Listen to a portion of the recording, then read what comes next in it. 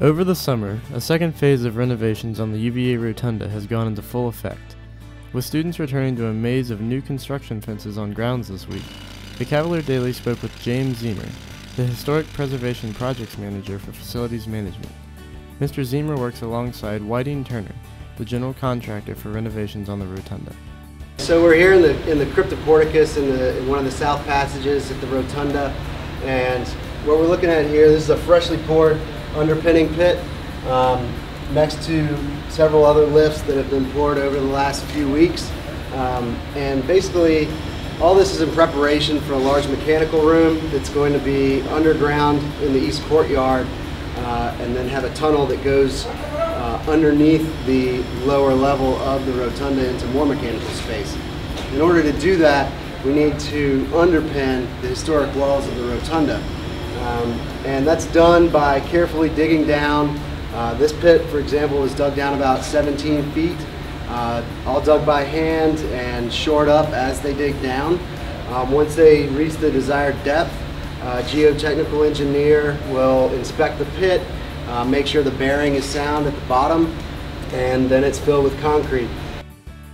Ongoing renovations have begun with the goals of expanding classroom space, increasing student access, and enhancing programming carried out within the Rotunda. Phase 1, mostly consisting of exterior renovations, was completed in spring 2013.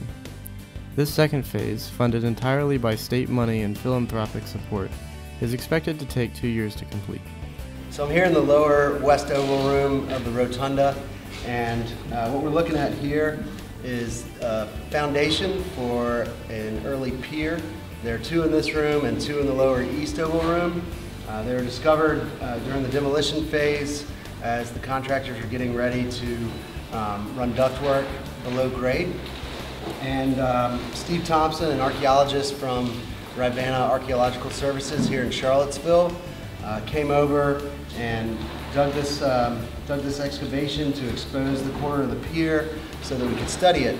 And what we found out through some documentary evidence and also from looking at the mortar and the bricks is that this does date to the original construction period of the Rotunda. And we think that there's a pier here and a pier there, which helps support the ceiling of the oval rooms on the main floor. Most likely because this building was built in the 1820s, and so the framing system for the floor above us would not have been able to make the span across this entire room and would need additional support. Intricate systems ensure complete preservation of the building structure while many foundational improvements are made. For now, the interior of the building is monitored and protected, awaiting the completion of exterior and structural work.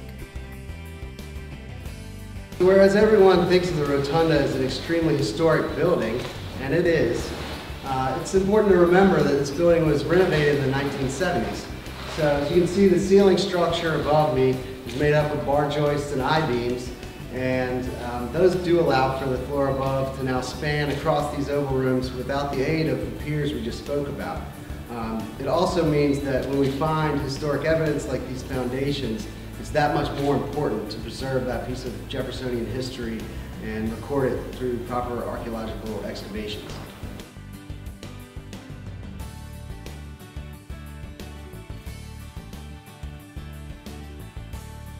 The next 2 years represent an important time for the history of the university.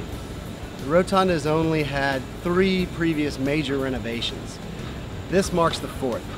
I think it's important to remember that the university community that's here now is going to witness history and be a part of it.